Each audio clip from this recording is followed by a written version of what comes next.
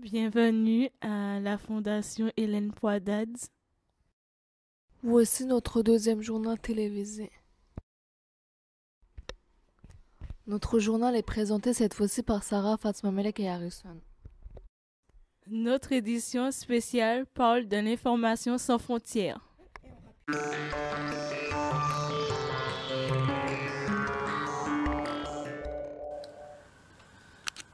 On a mis en place l'exposition et le thème c'est les sans frontières.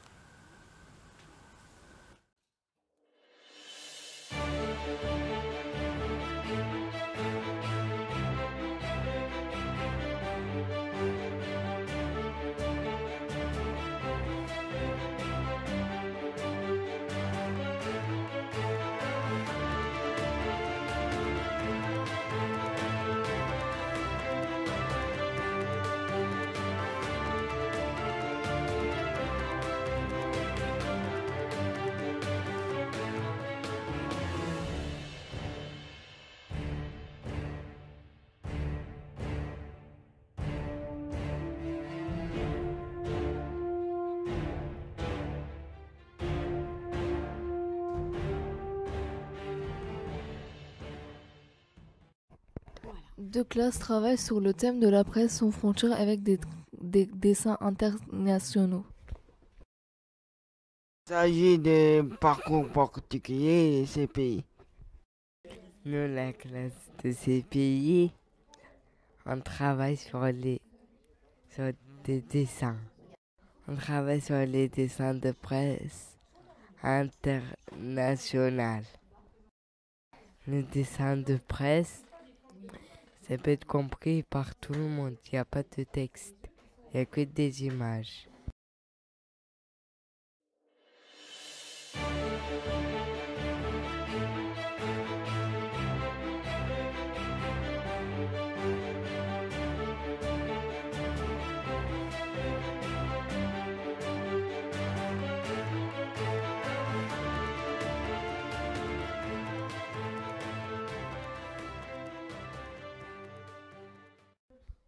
Alors, moi, je travaille sur un dessin de Joan Ballestas en espagnol. En fait, c'est sur la mode. Vous croyez vraiment qu'on voit... En fait, on voit des squelettes, mais en fait, c'est pas exactement des squelettes qu'on parle.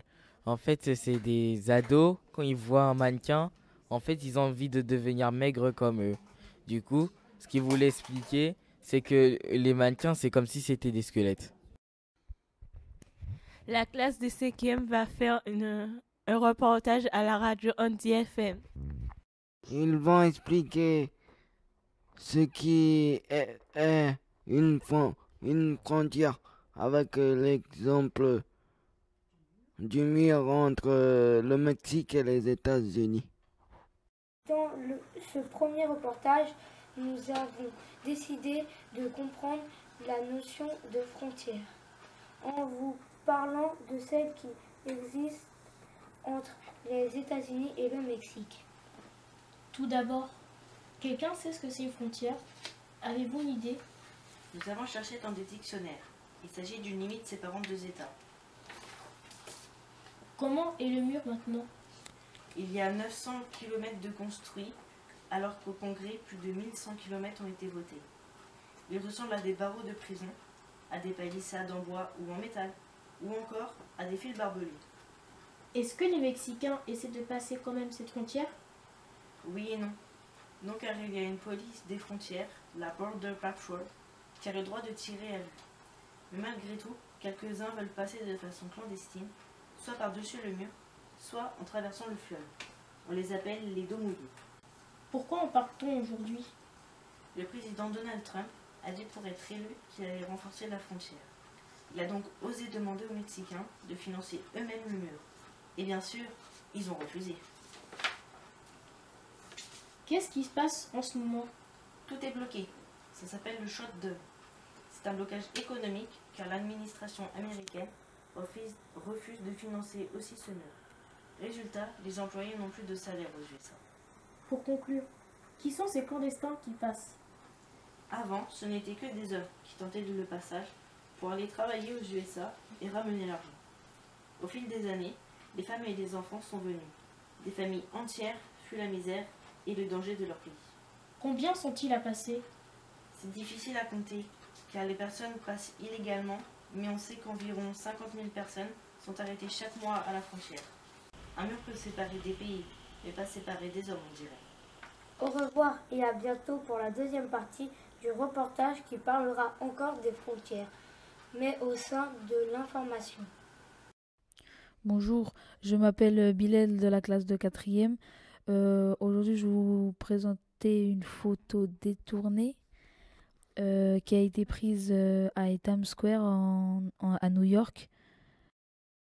Un marin qui embrasse une infirmière et on pense que c'est un baiser romantique, mais c'est tout le contraire. Ils ne se connaissent pas du tout. Le marin l'a juste attrapé et l'a embrassé gratuitement. Conclusion, il est important de surveiller l'info avant de la diffuser car ça peut être faux. Des élèves de lycée ont interviewé des journalistes à la radio Audi FM. Ils ont parlé de l'électronisme. Et nous avons appris que 13 millions de personnes ne savent pas utiliser des ordinateurs.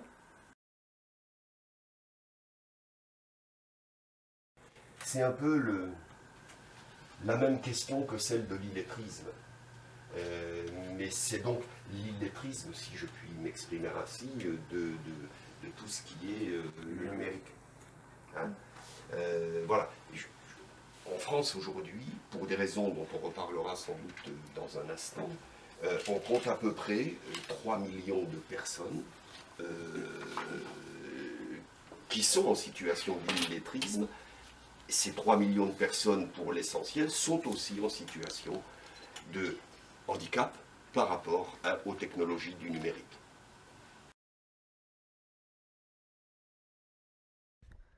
Il existe même des personnes qui abandonnent. Qui sont-elles? 19% parmi les gens qui ont été sondés par le syndicat de la presse sociale et l'Institut CSA, il y a 19% de personnes qu'on appelle des abandonnistes, c'est-à-dire des gens qui ont abandonné en cours de procédure, en cours de consultation, puisqu'ils ne savaient pas comment aller jusqu'au bout.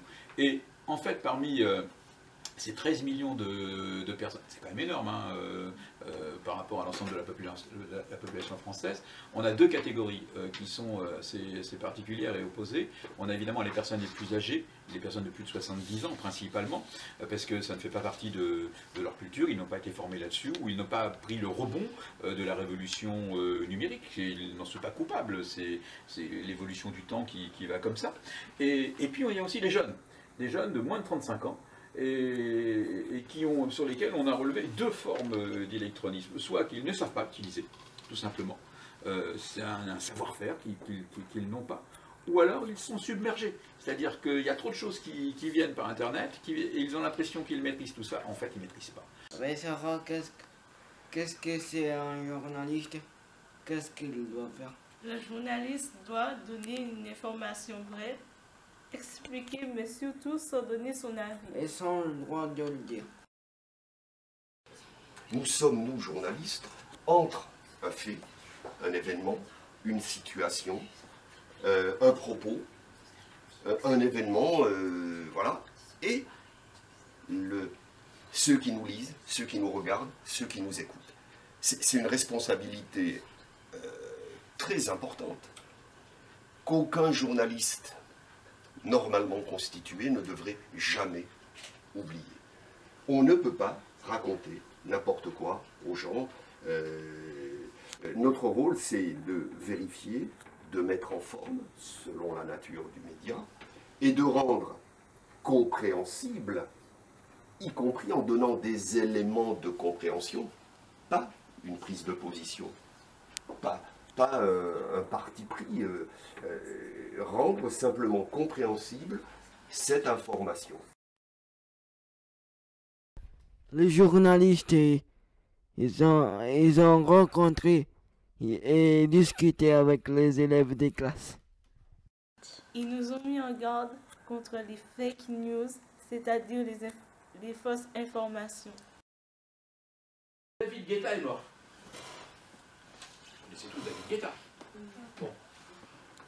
Je dis, ah bah tiens, David Guetta est mort. J'ai bien compris, alors là, j'ai un premier doute. Est-ce que j'ai bien compris en allemand qu'on me parlait de ça?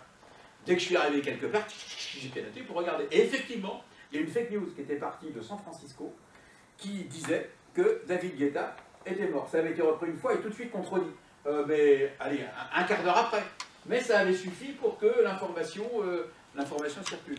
Donc ça, c'est une forme d'électronisme. Si tout de suite, je vais répéter que l'information est juste ou que je la renvoie vers quelqu'un d'autre par mes réseaux sociaux, c'est une forme d'électronisme.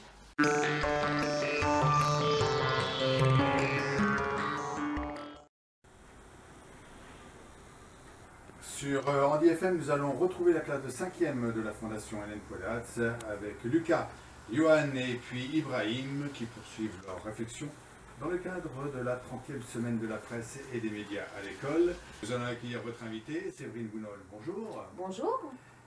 Comment choisissez-vous vos thèmes? Êtes-vous libre d'écrire ou est-ce qu'on vous impose le thème? Alors, en tant que rédactrice en chef, j'ai la chance, parce que c'est mon rôle, de proposer les thèmes. En revanche, c'est pas moi qui vais décider de tout. On fait des conférences de rédaction avec d'autres journalistes ou d'autres personnes, des collègues de la mutuelle pour laquelle je travaille, et on balaye chaque thème en se demandant si c'est pertinent ou pas d'en parler, et si oui, surtout, de quelle manière on va en parler. On appelle ça un angle en journalisme.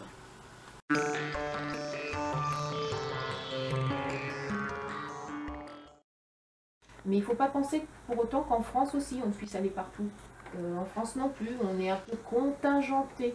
Il arrive qu'on fasse ce qu'on appelle des pools de journalistes, notamment par exemple les équipes du gouvernement. On est embrigadés, on ne doit pas aller en dehors de ce qu'on veut bien nous montrer. Nous, on ne peut pas non plus pousser comme ça la porte d'un grand groupe. Il faut demander l'autorisation de faire des reportages, etc.